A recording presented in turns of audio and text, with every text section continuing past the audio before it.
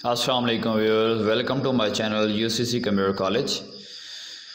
Lecture number 4 है हमारे पास। इसमें आज हमने मज़ीद जो नेक्स्ट टूल्स हैं उनको देखना है। लास्ट टाइम हमने जो टूल्स की बात की थी वो हमारे पास ये टूल्स थे, जिसमें हमने शेप टूल की बात की थी, समझ ब्रश था, रफिन ब्रश था, फ्री ट्रांसफॉर्म टूल और समीर टूल, उसके बाद अट्रैक्ट टूल था और रिपेल का टूल था। आज हमने इस ट्यूटोरियल में बात करनी है इंशाल्लाह नेक्स्ट टूल्स की, जिनमें क्रॉप टूल है, नाइफ टूल है, अरेजर टूल है और वर्चुअल सेगमेंट डिलीट जो है वो टूल है। तो देखते हैं कि इनका इस्तेमाल कैसे किया जा सकता है। तो सबसे पहले हमारे पास जो टूल है वो क्रॉप टूल है। अगर हमारे पास कोई एक शेप है, फ़र्ज़ कर लेते हैं कि हमारे पास ये एक जो है वो शेप है और हम ये चाहते हैं कि इसमें से हमने कुछ हिस्सा जो है वो क्रॉप करना है। तो कुछ एरिया जो है इसमें से हम सेलेक्ट करेंगे। एरिया सेलेक्ट करने के बाद आप अगर चाहें तो इसको ऊपर की जानिब या नीचे की जानिब या दाएं या बाएं से आप इसको एडजस्ट करना चाहें तो आप इसको एडजस्ट कर सकते हैं। उसके बाद आप एंटर प्रेस कर सकते हैं या डबल क्लिक कर दें, तब भी जो है आप मुमकिन है कि आप इसको क्रॉप कर सकते हैं। तो ये आपके पास एक तो शेप हो गई जिसको हम क्रॉप करना चाह रहे थे, क्रॉप कर लिया। उसके अलावा अगर हम बात करते हैं, अच्छा एक ज़हन में सवाल आ सकता है आप लोगों के कि क्या ऐसा मुमकिन है कोई पिक्चर हो हमारे पास और उस पिक्चर को हम क्रॉप कर सकें। तो यहाँ से कोई एक पिक्चर है हमारे पास, इसको मूव करा लेते हैं कोरल ड्रा में, यहाँ से मूव करा लिया। एक हमारे पास ये पिक्चर है। अब हम इसमें से कुछ क्रॉप करना चाहते हैं तो क्रॉप टूल को सिलेक्ट करते हैं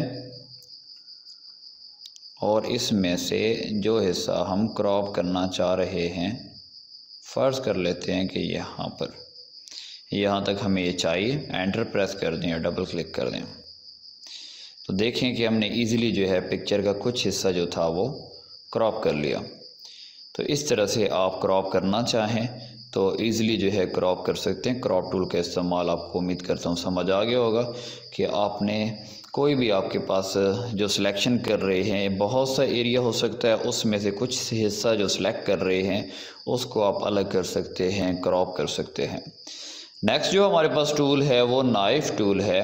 अब नाइफ आप लोग जानते हैं चाकू को बोला जाता है, ठीक है। उसकी मदद से हम क्या करते हैं कि कोई भी जो है हमारे पास ऑब्जेक्ट, उसको मुख्तलिफ़ पार्ट्स में डिवाइड किया जा सकता है, उसको जो है सेपरेट किया जा सकता है।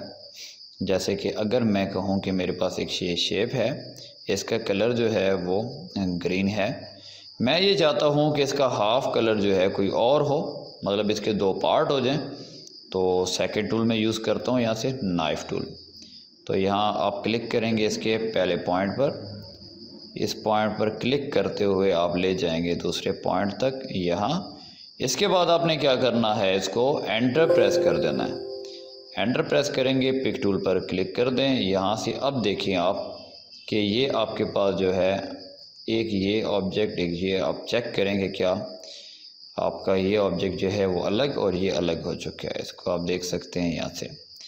ये हो गया आपके पास। आपने क्या किया कि यहाँ एक रेक्टेंगल थी और आपने उसके दो स्लाइसेस बना दिए। क्या कर दिया, नाइफ टूल का इस्तेमाल किया। उसके बाद अगर हमारे पास एक और शेप हो और हम इस पर नाइफ टूल ही यूज़ करना चाहते हैं लेकिन किसी और तरह से यूज़ करना चाहते हैं, ऊपर यहाँ पर आपको ऑप्शन नज़र आ रहे हैं कीप एज वन ऑब्जेक्ट, ठीक है, या फिर ये ऑटो क्लोज ऑन कट होता है। तो आप अगर फ्री हैंड चाहते हैं क्रॉप करना तो आपने क्या करना होगा, यहाँ क्लिक करके रखना होगा और इसको चलाते जाएंगे यहाँ से ऐसे, ये चीज़। तो आप देखें कि ये चीज़ अक्सर आपने पेनाफ्लेक्सेस में यूज़ होती देखी होगी कि इस तरह की जो है आर्क वगैरह यूज़ की जाती है, कर्व्स यूज़ की जाती है। तो आप देखें कि आपने ये सिंपल सा एक टूल यूज़ किया जो नाइफ टूल था और उसकी मदद से ये आपने ऐसी शेप बना ली। तो इस तरह से मुख्तलिफ शेप्स बनाना चाहें वो भी बना सकते हैं। ये मैंने किया क्या, फ्री हैंड किया।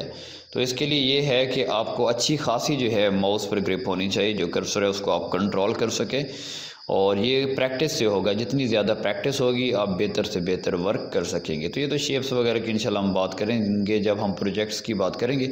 अभी सिर्फ मकसद आपको ये बताना है कि हम किस लिए इन टूल्स का इस्तेमाल करते हैं। उसके अलावा अगर इसी टूल का इस्तेमाल करना चाह रहे हैं तो आप इस्तेमाल कर सकते हैं। यहाँ से लेकर आप कहते हैं चले यहाँ तक कर लें, एंटर प्रेस कर दें। तो अब जो ये निचला हिस्सा है इसका कलर आप चेंज करना चाह रहे हैं, इसका हिस्सा भी हमने चेंज कर दिया।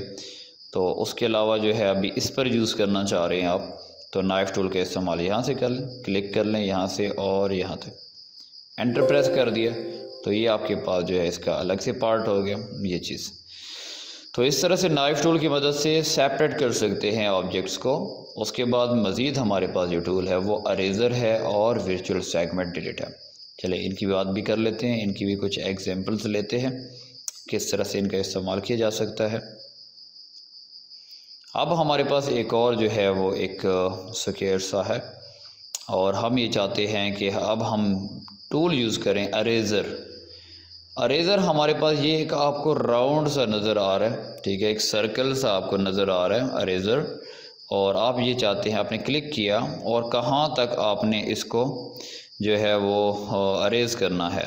अब देखिएगा बड़ी ज़बरदस्ती से चीज़ बन जाएगी ये, और ये पॉइंट, इस पॉइंट से लेकर इस पॉइंट तक ये। अब देखें इसको मैं कोई कलर दे देता हूँ, आप देख सकते हैं ये कलर दे दिया, कोई एक आपके पास शेप सी बन गई या कुछ तो लोगोस जैसी चीज़ें आपके पास बन जाती हैं। जैसे कि ये आपके पास एक है, इस पर मज़ीद आपने वर्क करना है तो क्या अरेज़र टूल को लें और अब आपने क्या वर्क करना है, यहाँ से लेकर यहाँ तक, यहाँ से लेकर यहाँ तक, यहाँ से यहाँ तक, और उसके बाद इसी के हिसाब से ये चला लें ये चीज़। ये इस तरह की चीज़ बना ली। या फिर उसके अलावा भी हम बात अगर करते हैं मज़ीद, एक शेप हमारे पास अगर हो, यहाँ पर ये शेप हो और लोगो टाइप हम कुछ बनाना चाह रहे हैं, तो ये अब कोई लोगो बना नहीं रहे हम, सिर्फ ये कि एक टूल ऐसा है जिसकी मदद से बहुत दिलचस्प जो है आप चीज़ें बना सकते हैं और बड़ी आसानी के साथ ये चीज़। अब देखें यहाँ पर आप देख सकते हैं ये चीज़ ये बन चुका है। अब इस पर आप यहाँ से आप कहते हैं यहाँ ऐसे यूज़ कर लिया जाए और ये यहाँ से यूज़ कर लिया जाए यहाँ से। तो ये सिंपल आपने टूल इस्तेमाल किया है, कौन सा, अरेज़र टूल।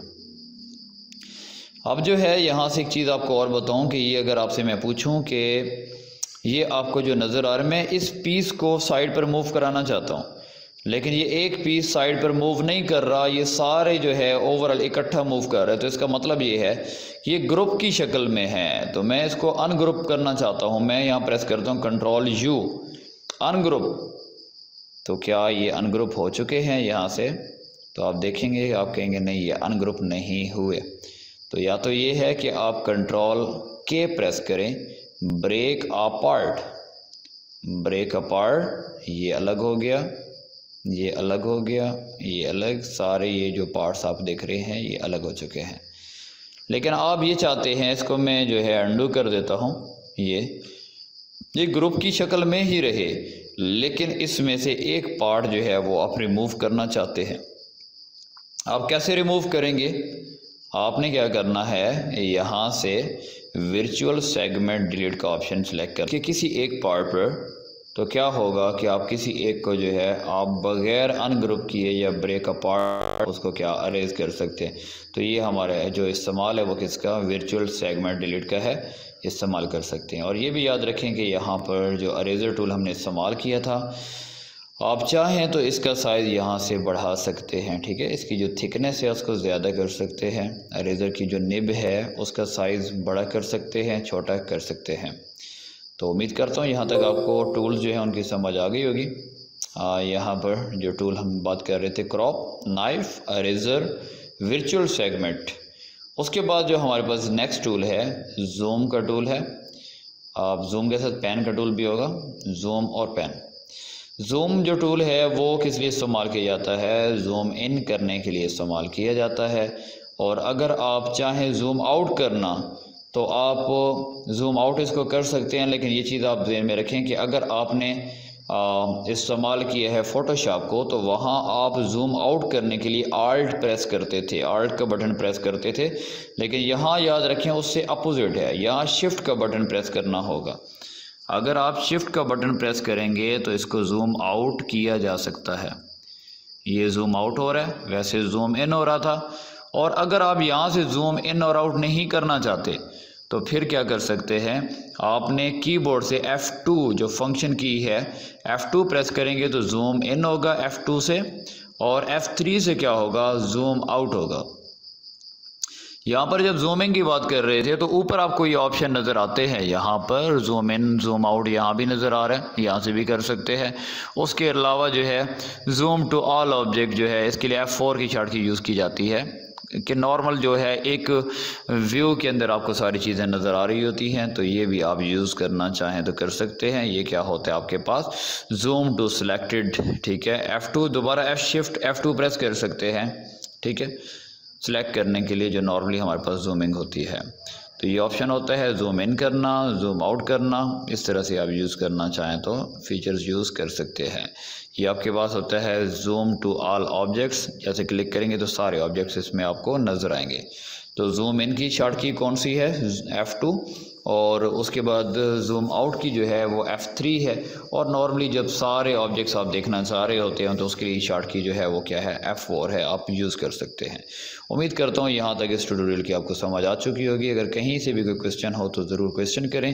काफ़ी अच्छा लगा कि स्टूडेंट जो है रिस्पॉन्स दे रहे हैं कि कोर्स की समझ भी आ रही है और आप लोग प्रैक्टिस भी कर रहे हैं। तो अगर कहीं से सॉफ्टवेयर आपसे इंस्टॉल नहीं हो पाता, इसमें एक प्रॉब्लम आ सकता है, X6 है या X7 आप यूज़ कर रहे हैं जो भी, तो इसमें एक ट्यूटोरियल मैं बनाऊंगा इंशाल्लाह। अगर आप लोगों को प्रॉब्लम आ रहा है तब कि कोरल ड्रा को क्रैक कैसे किया जाता है, क्योंकि ये एक प्रॉब्लम है कोरल ड्रा को इंस्टॉल करने में, इसमें थोड़ा बहुत ट्विस्ट होता है कि किस तरह से इसको क्रैक किया जा सकता है। तो मैं इंशाल्लाह वो किसी एक लेक्चर में बता दूंगा अगर आप लोगों को ज़रूरत इसकी हुई तो ये आपकी फीडबैक से पता चलेगा कि आप लोगों को अगर इसको कोरल ड्रा को इंस्टॉल करने में, क्रैक करने में कोई प्रॉब्लम आ रहा है तो फिर मैं आपको डाउनलोडिंग से लेकर इंस्टॉलेशन तक सारा प्रोसीजर बता दूंगा, ताकि आप लोगों को डाउनलोड करने में, इंस्टॉल करने में कोई मसला ना हो। क्योंकि प्रैक्टिस आप तभी कर सकेंगे जब आपके पास ये सॉफ्टवेयर होगा। अगर सॉफ्टवेयर आपके पास है ही नहीं तो फिर आप कभी भी जो है प्रैक्टिस नहीं कर सकते, और प्रैक्टिस नहीं करेंगे तो आप बेहतर तरीके से ग्राफिक डिज़ाइनर नहीं बन सकते और कोई काम बेहतर तरीके से नहीं कर सकते। और आखिर में दुआओं की दरख्वास्त है, हमेशा दुआओं में याद रखिए। मिलते हैं नेक्स्ट ट्यूटोरियल में, तब तक इजाज़त दीजिए। अल्लाह हाफिज़।